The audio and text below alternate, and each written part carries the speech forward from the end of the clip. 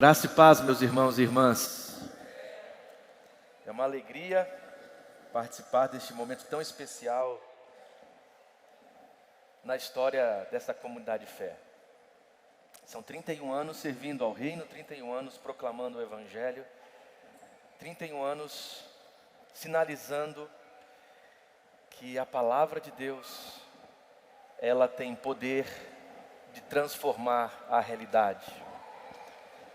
Quero agradecer muito a vocês, ao pastor Ricardo, à pastora Jerusa, aos pastores dessa igreja, ao pastor, por todos que estiveram conosco, que nos convidaram, que organizaram, o Walter que está aí também, o Caio. Que Deus continue abençoando vocês. É uma honra participar deste momento e celebrar a vida, o ministério, a vocação do pastor Ricardo Gondim e da pastora Jerusa. Eu queria que nós agradecêssemos a Deus com uma salva de palmas, porque esses 31 anos têm uma relação profunda com a história dos dois. Como eu disse, quem estava aqui ontem? Então, você que não esteve aqui ontem, eu contei um testemunho, né? Quem está numa igreja pentecostal tem que contar testemunho. Quando ainda eu era seminarista do Instituto Bíblico das Assembleias de Deus, o Elenay está aqui. O Elenay, eu conheço as histórias do Elenay lá do seminário também. Se você quiser saber, depois eu te falo, me procure. Quando eu estava lá ainda no IBAD, né, em Pindamonhangaba, lembra daquelas fitinhas, cassete? Então, eu tenho essa cara de novo assim, mas eu estou velho também, sabe? Nós colocávamos a fitinha e ouvíamos as pregações, o que era falado aqui nos cultos da igreja Bethesda. Isso lá no ano 2000, 2001. Então, de alguma forma, a minha vida, ela foi e continua sendo impactada. A minha caminhada ministerial, a minha formação ministerial tem relação com a Bethesda, com o ministério que a Bethesda estabeleceu no Brasil, com a vocação que esta igreja tem, não somente sobre a minha vida, mas a vida de muita gente. Então, louvado seja o Senhor por essa comunidade de fé. Louvado seja o Senhor por essa missão que o Senhor tem dado ao pastor Gondim, à pastora Jerusa e a todos os pastores e pastoras que compõem essa linda igreja. Amém? Por isso que é uma honra estar aqui. É uma honra. E eu quero, pensando na história, ontem nós falamos da pentecostalidade da igreja, e eu disse que a igreja Bethesda, se tem uma coisa que assim caracteriza o seu ethos, né? Que caracteriza a essencialidade da identidade da comunidade Bethesda, é esta pentecostalidade, né? A presença do fôlego, da vida, da dinâmica do Espírito Santo, que possibilita inclusive que igreja seja igreja. O que faz da igreja igreja, antes da articulação conceitual das suas verdades, porque a igreja não é uma montanha de afirmações sobre Deus. A igreja não é simplesmente um documento teológico. Tem muita gente que confunde documento a respeito das proposições que uma comunidade de fé acredita com o que é ser igreja. Igreja, antes de qualquer coisa, antes de ser um clube de amigos, a despeito de ser um espaço de formação de amizades, a igreja é o ninho potencializado pelo Espírito. A igreja é lugar do poder do Espírito Santo de Deus. Essa é a pentecostalidade da igreja. E neste lugar da pentecostalidade da igreja, nós temos a promoção, o anúncio, a proclamação da palavra, que se dá no texto. O texto bíblico é o lugar no qual a palavra se dá, no qual a palavra de Deus se manifesta, nos impacta, nos direciona. E olhando a história da igreja Bethesda, inquestionavelmente, nos corredores, quando conversamos com os irmãos, irmãs, nas coisas que ouvimos no púlpito, há um valor profundo para a proclamação da palavra. Faz parte da identidade dessa igreja. É conhecida no Brasil por isso. E não somente pelo púlpito, mas pelo ser da igreja. E eu gostaria nessa manhã de discutir, de conversar, de refletir exatamente sobre isso. A questão da palavra. E quero fazer a partir da segunda epístola escrita a Timóteo, capítulo 3. Versos 14, 15, 16 e 17. 14 ao 17. Vocês estavam aqui apresentando as crianças, me deu aqui uma saudade que há 15 dias a minha filha, a Gabriela, nasceu com 35 semanas e ficou um tempo na UTIM, né? E graças a Deus, sexta-feira foi para casa e agora eu sou pai também de 3 crianças. Eu estou cumprindo o que a Bíblia diz, irmão, estou multiplicando, mas chega, né? Paramos por aqui. Diz assim, 2 Timóteo 3, 14 até 17. Tu, porém, permanece firme naquilo que aprendeste e aceitaste como certo. Tu sabes de quem o aprendeste. Desde a infância conheces as sagradas letras. Elas têm o poder de comunicar-te a sabedoria que conduz à salvação pela fé em Cristo Jesus. Toda a Escritura é inspirada por Deus e útil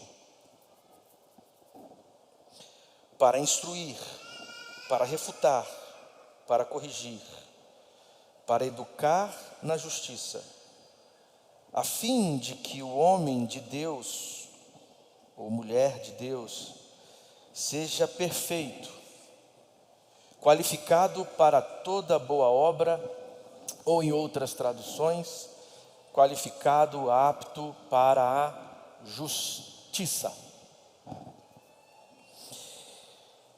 Essa epístola, ela está dentro das discussões que Paulo faz, ou dentro do horizonte da Deuteropaulinas, porque o apóstolo Paulo produziu muitos textos, resolveu questões sérias em comunidades, e algumas cartas escritas por Paulo foram relidas por suas comunidades, por grupos que seguiam Paulo, e há uma discussão se as pastorais são realmente da pena paulina ou não. 1 Timóteo, 2 Timóteo e Tito. Mas independentemente desses textos serem ou não paulinos, a grande questão é que esse conjunto de cartas, e aqui especificamente 2 Timóteo, aponta para um espírito de Paulo, né? Uma orientação de Paulo. Paulo, antes de ser teólogo, né? A gente costuma olhar Paulo como um grande teólogo, Romanos, Gálatas. Paulo era um pastor e escrevia a partir da lida pastoral. Paulo preocupava-se com a vida das pessoas. As discussões mais radicais que Paulo fez por amor pastoral. É interessante porque às vezes Paulo até Paulo pega gás assim, né? Na estrutura de uma epístola, especialmente nas epístolas paulinas, você tem a abertura, depois um elogio a quem recebe, né? Vai catando mesmo as comunidades que mais davam problemas. Paulo ia catando ali um elogio, depois vem o conteúdo, a exortação, o louvor, aí no final termina, agradece. Em Gálatas não. Interessante Gálatas, porque Gálatas Paulo se apresenta, já se apresenta, como diz o capixaba, né?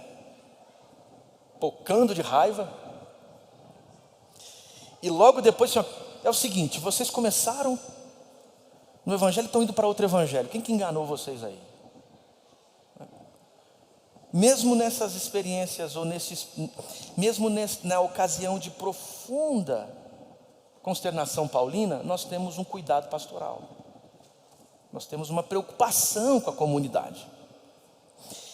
E a epístola, essa segunda epístola a Timóteo, você percebe este espírito pastoral paulino. E neste espírito pastoral paulino, ele tem agora que enfrentar grupos que sempre estiveram presentes, grupos com orientações equivocadas que acabavam desvirtuando o olhar da igreja para aquilo que era realmente importante.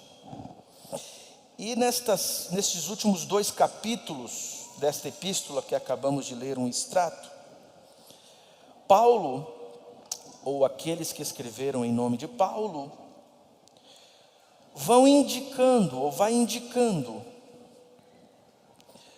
a manifestação de gente presunçosa, blasfema, e que estas manifestações produziam uma certa crise na comunidade.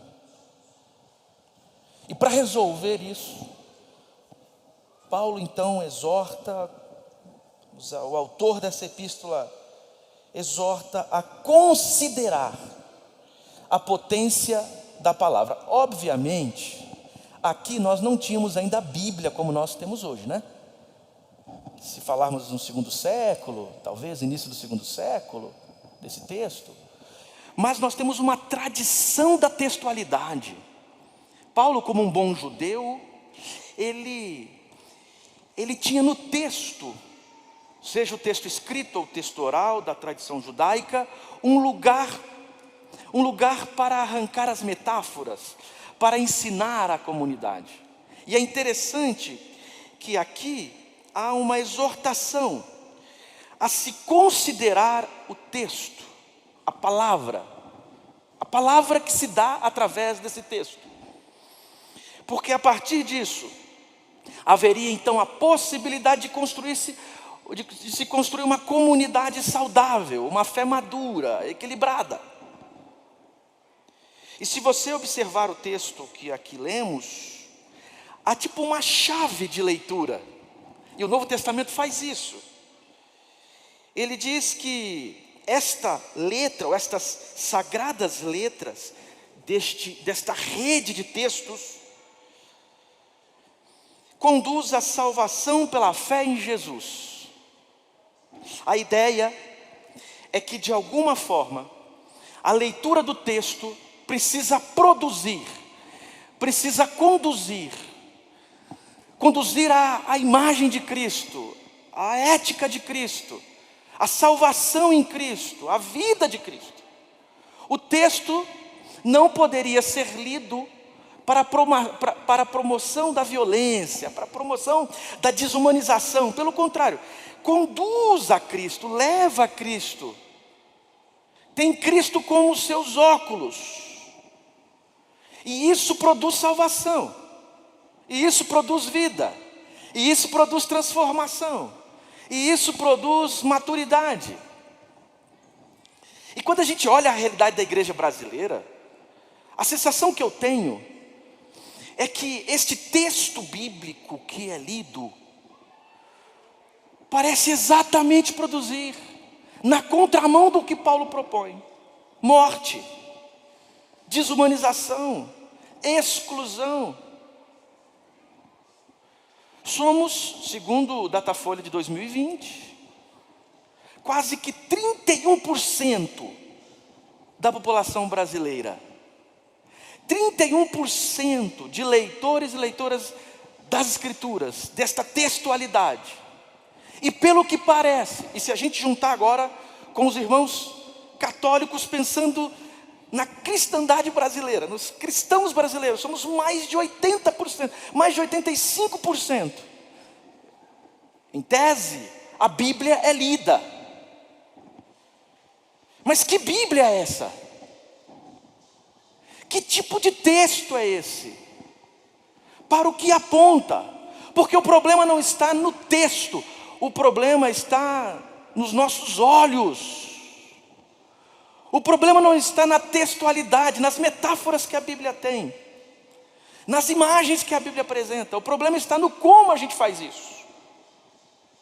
E quando a gente entende isso, e quando consideramos que o lugar de onde lemos faz toda a diferença, a Bíblia deixa de ser um instrumento de morte e se torna a potencialidade da ressurreição. Quanta gente sepultada na história da leitura do texto bíblico, quanta gente desumanizada, excluída, demonizada, infernizalizada, se existe isso, tornada inferno, jogada ao breu, esquecida exatamente por conta do texto bíblico. Porque a Bíblia pode produzir vida, dependendo da forma como lemos. Ela também pode produzir morte. A mesma Bíblia que foi lida pela Ku Klux Klan nos Estados Unidos, foi lida por Martin Luther King. É a mesma Bíblia. Mas a Bíblia, ela se transforma a partir do jeito como olhamos. E a minha oração, e o meu desejo, a minha celebração também, é saber que de alguma maneira a comunidade Bethesda tem uma preocupação para que a leitura bíblica seja uma leitura transformadora. E a questão da Bíblia é muito séria para nós protestantes. Só a Escritura, é uma coisa que a gente leva, mas só a Escritura para o quê? Foucault, uma vez, num texto muito bonito, A Crítica. Porque há uma multiplicidade de vozes puxando a Bíblia para lá, a Bíblia para cá. Paulo aqui está dizendo, a Bíblia ou o texto, as Escrituras, ela aponta a palavra quando leva a Cristo. E levar a Cristo é incluir quem está de fora. Levar a Cristo é enfrentar quem gera morte. Levar a Cristo é produzir a alegria, a celebração do Espírito. Levar a Cristo é produzir uma presença crítica, revolucionária, transformadora da igreja no mundo. E Foucault diz assim, que a origem de toda a crítica, as críticas aplicadas aos sistemas sociais, Foucault diz que a origem de alguma forma está no texto bíblico.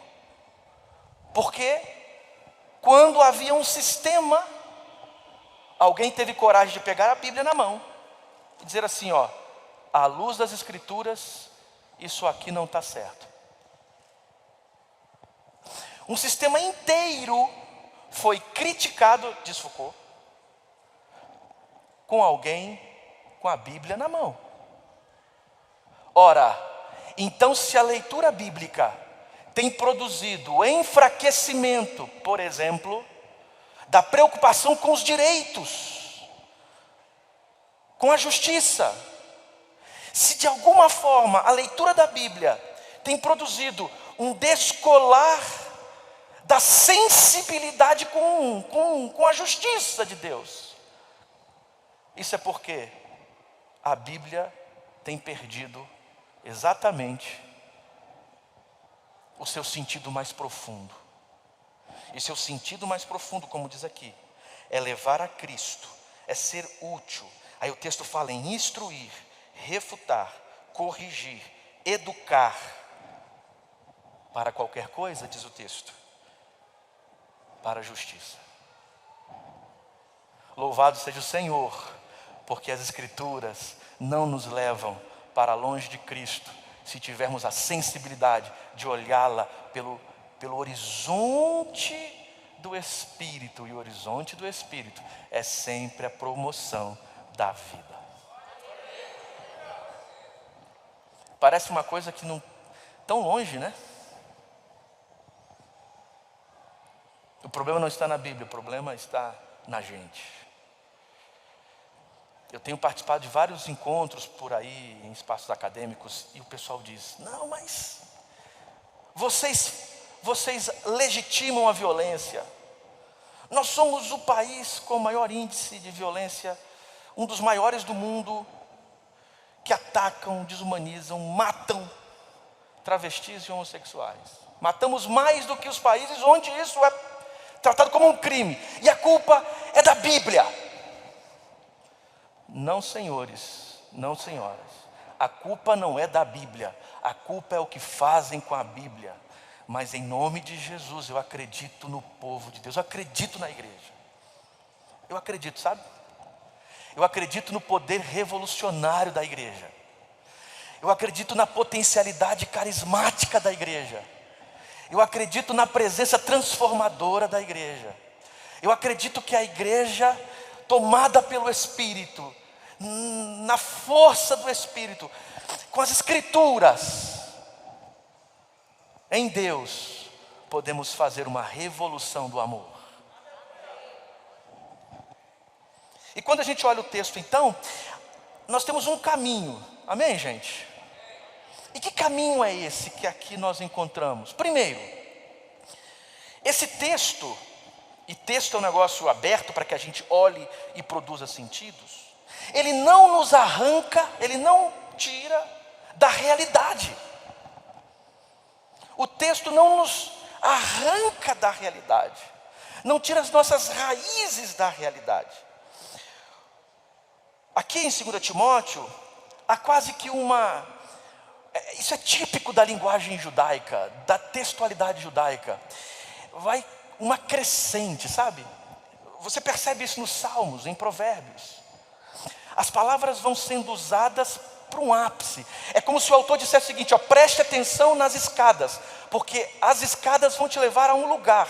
As escadas da linguagem, das palavras. E aqui nessa escada da linguagem, das palavras paulinas, o final é qualificado para boa obra. E a expressão para boa obra aqui, não sei como está na tua tradução, é dikaiosune, quer dizer, qualificado para que possam encarnar a justiça. E quando a gente olha a Bíblia, o texto bíblico, ele é um texto que faz questão de deixar muito claro para a gente que a relação com esse Deus e que o seu propósito maior é nos colocar na terra. Quando a gente olha, por exemplo, as tradições do Êxodo, o que são as tradições do Êxodo? Deus ouve, Deus vê, Deus age na história do povo. O povo clama por justiça e o Deus da tradição do Êxodo intervém para salvar gente pobre, gente oprimida, gente excluída. E essa tradição vai seguindo e vai sendo um fio condutor de toda a Bíblia. Tem Êxodo o tempo todo, tem libertação o tempo todo. Deus nas Escrituras faz uma escolha, e a escolha não é pela espiritualização triunfalista da fé. A escolha de Deus é por todos e todas que sofrem. Deus é libertação. E a tradição do Êxodo vai seguindo no mote da justiça. Você lê os profetas, você pensa os profetas, uma coisa aqui, a gente olha o profeta como se fosse um simples analista social, como se ele fosse uma espécie de sociólogo do mundo antigo, que com categorias sociológicas analisa a realidade. Os profetas, antes de qualquer coisa, eram chamados de mexugá. Sabe o que é mexugá? Mexugá é louco. Os profetas são como, os olhos dos profetas são como chamas de Deus no mundo. Mas não por alguma teoria qualquer, mas porque eles sentem a pathos de Deus, a paixão de Deus. E quando apaixonados pelo desejo de Deus, ao mesmo tempo são apaixonados pela vida humana. Aí você vai encontrar o profeta, o mexugá, em êxtase, porque tem êxtase nos profetas, sabia disso? Tem êxtase, tem grito. A própria expressão no hebraico, o substantivo quando vira verbo tem a ver com estar em êxtase. É tomado. E esse ser tomado faz com que os olhos dos profetas aterrissem a sua preocupação na justiça de Deus. Pra você ter ideia, Isaías chega a falar em reforma agrária. Vocês juntam muitas casas a ponto de não ter lugar para que os pobres morem, vivam. É isso aqui, ó. É isso aqui, ó. O profeta Oséias fala em conheçamos, a gente fala em vamos conhecer a Deus, vamos caminhar e conhecer aqui não tem nada a ver com uma experiência racional. E Adá é conhecer no sentido passional, do corpo. E quando você olha o profeta, ele está dizendo o seguinte: conhecer a Deus, no final do texto, tem relação com amar a vida e as pessoas. Quando a gente lê os salmos, os cânticos dos salmos, os louvores dos salmos têm carne, têm vida, têm lágrimas, tem sangue, tem um Deus que se revela na história, que ajuda um povo. O próprio Jesus, o conceito de reino de Deus e reino dos céus não tem a ver com uma realidade simplesmente celestial. Reino de Deus tem a ver com a expressão, ele está entre vós, não é dentro de vós, é entre vós. É pão para o povo comer, é peixe para o povo comer. É leproso excluído, incluído. É mulher desesperada, acalmada. É criança jogada para o lado, trazida para o centro. O reino de Deus proclamado por Jesus é a presença da encarnação da justiça no mundo. Capítulo 1 de João, o prólogo joanino. Ele se tabernaculou. A expressão no original é tornou-se tabernáculo. Quem lembra do tabernáculo? Não é? O que era o tabernáculo? O tabernáculo era a presença da glória de Deus no povo. Jesus diz assim, ó, eu sou a encarnação disso. E o que isso significa? Isso significa que gente excluída é ouvida. Isso significa que gente esquecida é lembrada. Isso significa que gente morta ressuscita. Isso significa que gente cega volta a ver. Isso significa se enraizar no mundo. A Bíblia não nos aliena da realidade da vida. A Bíblia não nos tira da vida, pelo contrário. A Bíblia, a palavra, nos lança para o mundo, nos lança para a vida. E lançados, cheios da potência da palavra, vamos nos tornando presença viva da transformação de Deus.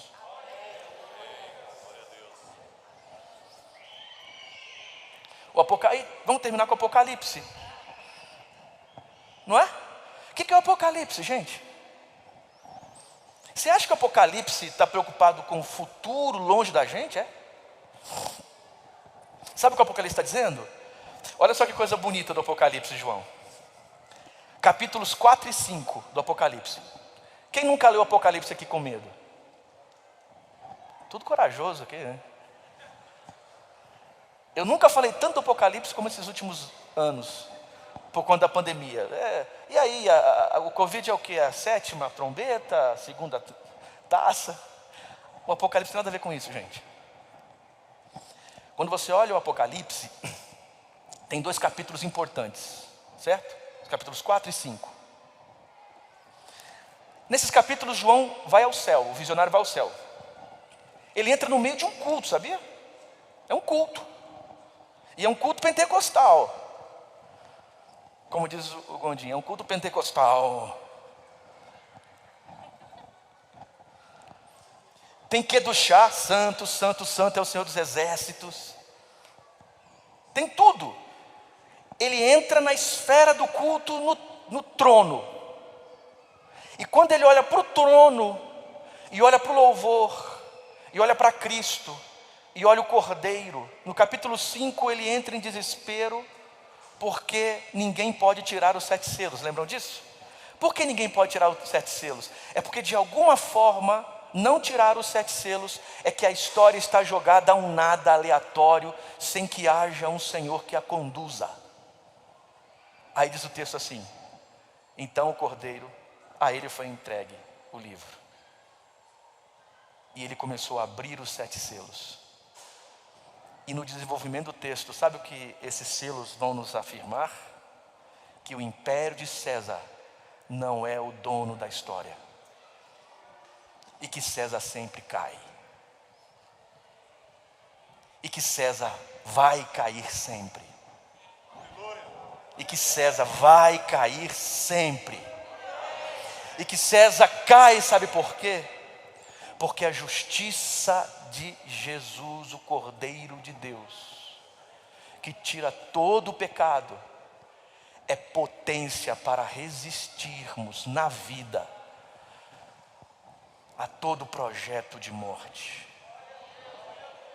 E ele convida: sigamos o caminho do Cordeiro, porque a fé cristã não é uma expressão triunfalista desencarnada. Nem a Bíblia faz isso. A Bíblia aponta para uma fé que se encarna e enfrenta a justiça deste mundo. Tenhamos coragem. Continuemos firmes. Porque o caminho do Cordeiro pode sim significar para a gente a cruz, sempre. Mas onde há cruz, há ressurreição.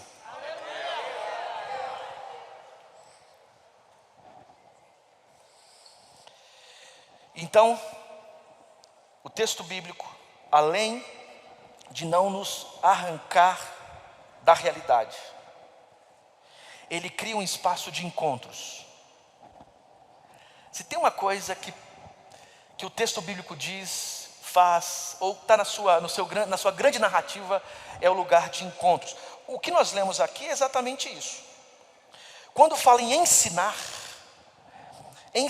ele está usando uma expressão muito comum na tradição pedagógica grega, que é a paideia, que tem a ver com a potência de tornar o outro melhor. E este melhor se dá inclusive nessa inter-relação.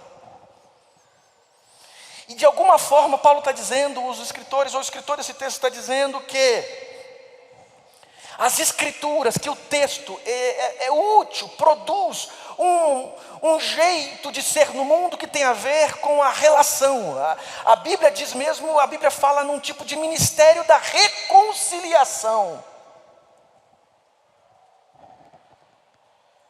Quando a gente fala da graça, o que é a graça? A graça é o sim da relação humana. Quando a gente pensa o texto bíblico, tem a ver com uma relação com Deus, uma relação com nós mesmos, e uma relação com o outro. A Bíblia é a experiência da relação.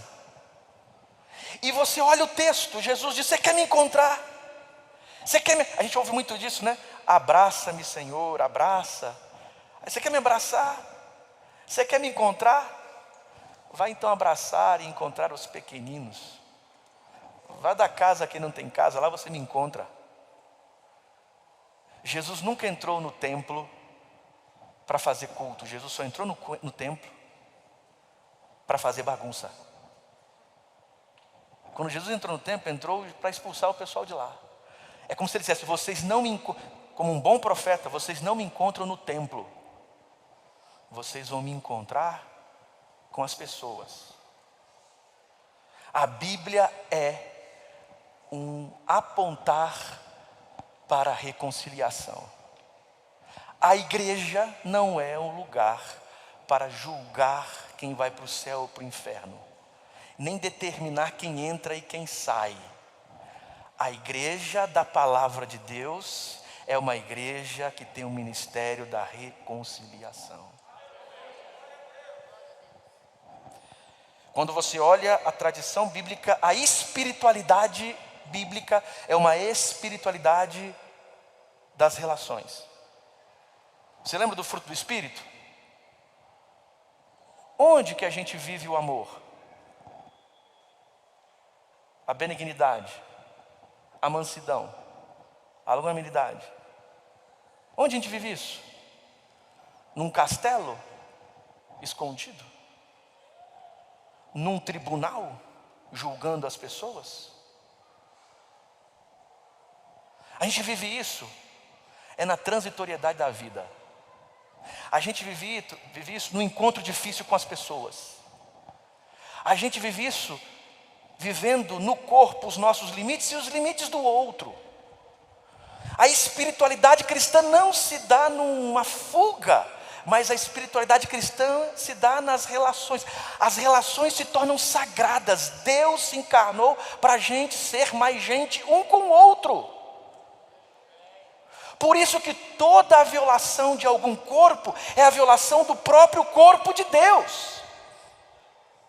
A ceia é o corpo de Deus partilhado para que nos tornemos um só corpo nele. Então, quando um corpo desse é violado, é o corpo dele e o nosso também. Por isso temos senso de justiça e de responsabilidade, porque é o nosso corpo também atingido. Por isso a igreja é um espaço da reconciliação dos corpos.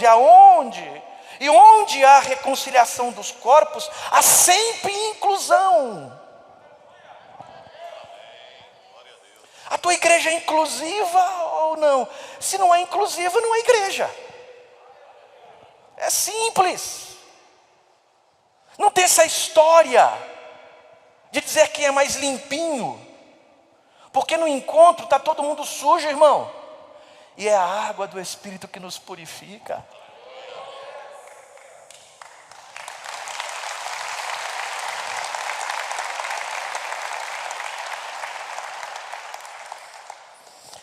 A grande vocação da igreja é a vocação do encontro dos corpos.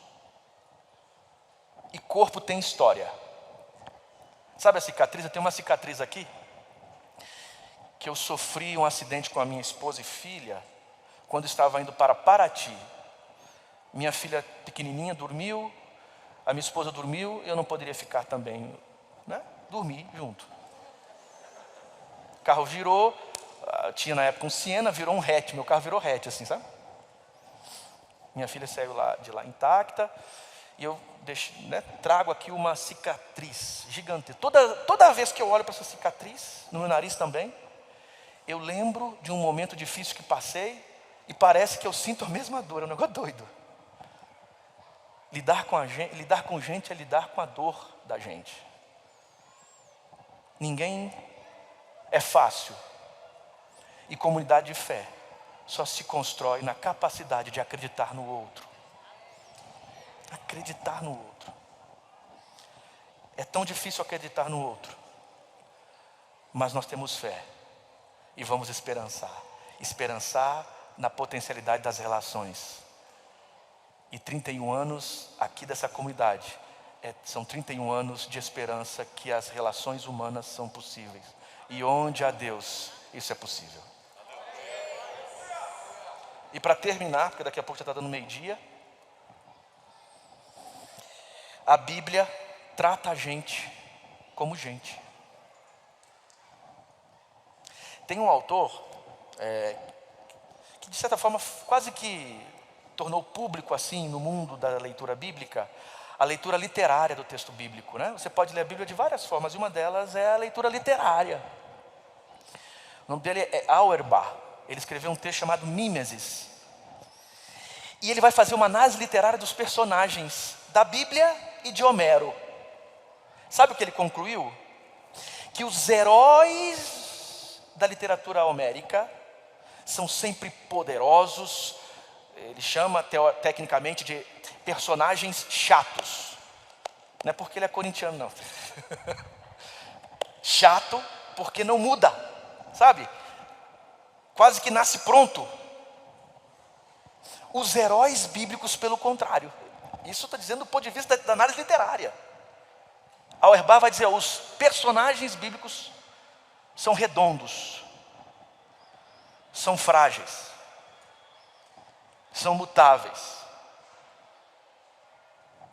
são vacilantes, são humanos. A Bíblia não nos desumaniza. A Bíblia expõe a nossa fraqueza. Nós não somente lemos a Bíblia também nos lê, como diz o Wegner, um grande exegeta das Escrituras. Ela nos lê e mostra a nossa fragilidade.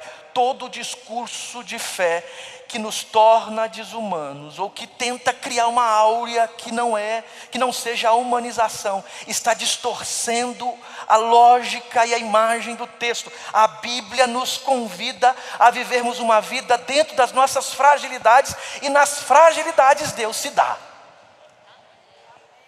Porque aqui, quando você olha o texto do capítulo 3 de 2 Timóteo, quando diz em corrigir, educar, está num tempo de continuidade. Quer dizer, o ser humano numa mutação contínua. Ninguém está pronto, como diria o grande pedagogo latino-americano. Nós estamos num processo de inacabamento, nós não estamos acabados. Isso é lindo demais no texto, sabe por quê? O texto respeita a fragilidade e as dúvidas de João Batista. João Batista, gente, colocou em xeque se Jesus era o Messias ou não. Mandou 2 dos seus discípulos até ele. Aí vai perguntar para ele lá se é o Messias mesmo ou devemos esperar por outro. O que Jesus faz? Jesus olha para os seus discípulos, os discípulos de João Batista, e diz: mostra para João Batista que os textos de Isaías estão se cumprindo. Os cegos vêm, os coxos andam. O evangelho é pregado aos pobres. Jesus respeita a humanidade de João Batista. Jó, o homem que não blasfemou, a gente costuma falar isso, né? O resiliente. Mas Jó amaldiçoou o dia que nasceu, gente, passou pertinho. Davi, o coração de Deus, segundo o coração de Deus, teve coragem de trair o seu próprio amigo. Paulo, o grande missionário, ele mesmo diz: olha, as coisas que eu quero fazer eu não consigo. A Bíblia é Bíblia das gentes, da nossa limitação, humanidade. E é nessa fragilidade, quando a gente constrói esse espaço que valoriza a fragilidade, a kenosis de Jesus, o esvaziar-se, a culpa já não tem mais espaço, o claustro do medo já não serve mais de instrumento, a liberdade verdadeira no Espírito, e a palavra tem vida entre nós. A igreja Bethesda, durante esses 31 anos, tem gritado de púlpito e por onde passa: somos seres humanos, mas amados por Deus. Você é ser humano? Aqueles com os quais você não comunga são seres humanos? Há direitos nesse sujeito? Logo, Deus os ama também. O Deus não é meu, o Deus é nosso. Se o Deus é nosso, a vida é nossa, o pão é nosso, o perdão é nosso. E toda a igreja que valoriza a realidade da humanidade, que valoriza a nossa fragilidade, que percebe que isso é parte da palavra, se torna uma igreja saudável, madura, viva, não perfeita, mas cheia da misericórdia que brota do poder do Espírito Santo.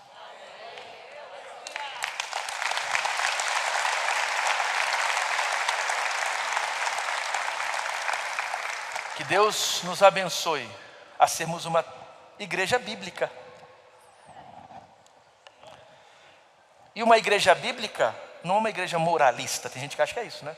Essa igreja não é bíblica. Me parece mesmo que essa igreja brasileira tem perdido o seu lugar mesmo de igreja bíblica. Porque aonde a Bíblia está, a vida de Jesus se dá. Eu quero te convidar a celebrar os 31 anos da presença da Bíblia aqui. E pedir a Deus que a Bíblia continue aqui, animada pelo Espírito, a partir da vida de Jesus, que é poder de Deus para a transformação de todo aquele que nele crê. Vamos orar?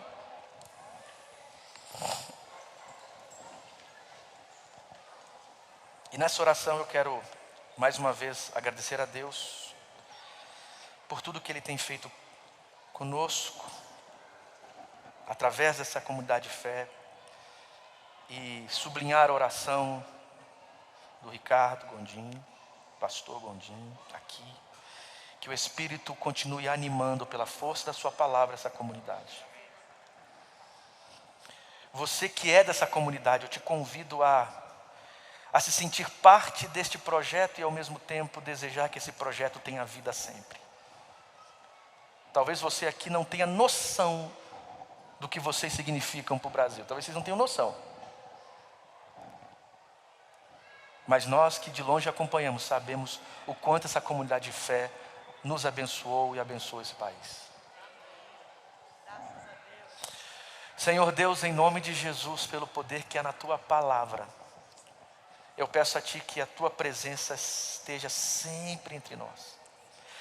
Ó Deus, que a Tua presença renove sempre esta comunidade de fé. Esses 31 anos, Senhor, só foram possíveis porque o Senhor nunca desamparou a liderança dessa igreja e essa comunidade. Altos e baixos são oportunidades de amadurecimento e aperfeiçoamento. Deus, que a Tua presença continue aqui sempre. E que pessoas sejam transformadas, tocadas, e que haja vida, coragem, ânimo do Teu Espírito, sinais da Tua presença. É assim, ó Deus, que nós oramos, cremos, em nome de Jesus. Se você crê nisso, diga amém.